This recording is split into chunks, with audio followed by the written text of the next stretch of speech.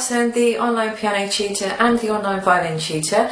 So today I've got my violin with me. In this video I'm going to be showing you how to hold the bow properly, and I'm going to be showing you how to hold the violin. This is just a short video, but there's going to be some other videos on how to play the violin, all the strings, what the violin does, blah blah blah, all that kind of stuff. But today it's just about holding the bow and holding the violin. So let's get started.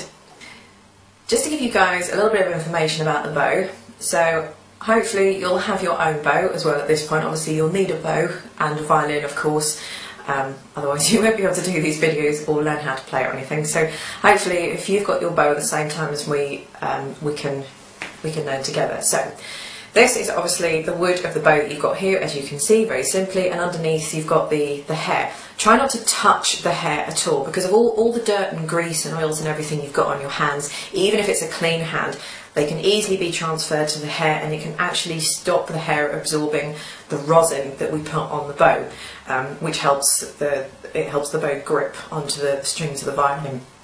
So this little black piece here is called the frog, and this little black piece here is just kind of called the pad, if you like. Again, it doesn't really matter. So I'm going to try and just position myself so that you can see me. Okay, so the first thing I'm going to do, obviously I'm holding the bow, I'm going to be holding the bow with my right hand. So I'm going to be positioning my thumb in between, I hold it up close, in the little wooden bit. You should have a little bit of wood or stick just in between the pad and the frog. So that would be there for you. So you'd need to put your thumb in that bit there, not actually on the frog, not on the pad, in the wooden bit in between the two, the brown wooden bit in between the two. So the thing you need to do with your thumb is put that in and make sure your thumb is bent. Okay, we can sort of position this later, but this is the step by step that I like to kind of do with this.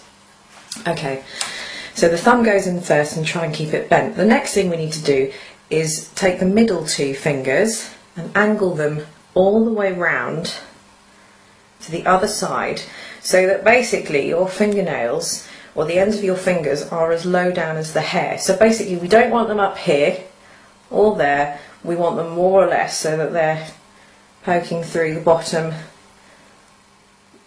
Sorry, I can't angle it. So they're kind of poking through the bottom of the bow. Another thing that you need to make sure is that the middle two fingers, one is either side of the thumb, so the thumb is kind of, the thumb can poke through if it likes. So we don't want them here.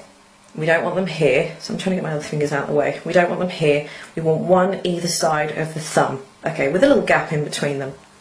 The next thing we're going to do is put our index finger on roughly the middle bit of this silver part that you've got here, and again angling it down towards the hair. So again, it's not up here, nothing should be up here, because you'll find it very difficult to hold. It should be down as far as the hair. And then lastly, the little finger should just sit on top. Okay, sorry, it's a very awkward angle.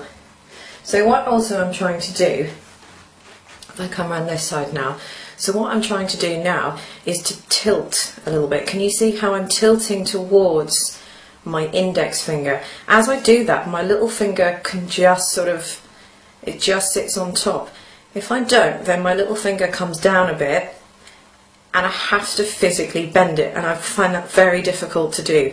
So if I tilted my hand, my little finger just perches on top, and what that does, that just kind of counterbalances the bow. So if I took it away, the bow would want to slip down. So let me do that all again from this angle for you. So my thumb's going to go in first, okay, bent, middle two fingers, one either side of the thumb, all the way down as far as the hair. The index finger here is going to also go down as far as the hair, roughly onto the middle of the silver bit. This should cause your hand to slant anyway, and your little finger should just sit on top like so. So you don't want them all spread apart, you don't want them all together, you just want a nice kind of, I suppose you just want a nice fingers gap in between the fingers. So that's how you should be holding the bow. Everybody's going to be different, but you know, you'll adopt a nice comfortable way for you. But roughly it should look like this. So what you don't want is you don't want your wrist to be lower than the wood of the hair. You want your wrist to be higher. So once you know that way, another thing that I always say to my students is perhaps just have your hair hanging down, have your hand hanging down naturally, grab towards the bow, and that should straighten your fingers, and then all you need to do is just slightly adjust your fingers. So if you like, my my fourth finger sits just slightly over the little mother of pearl dot that I've got on my frog, and I do sort of, I suppose, hook my fingers underneath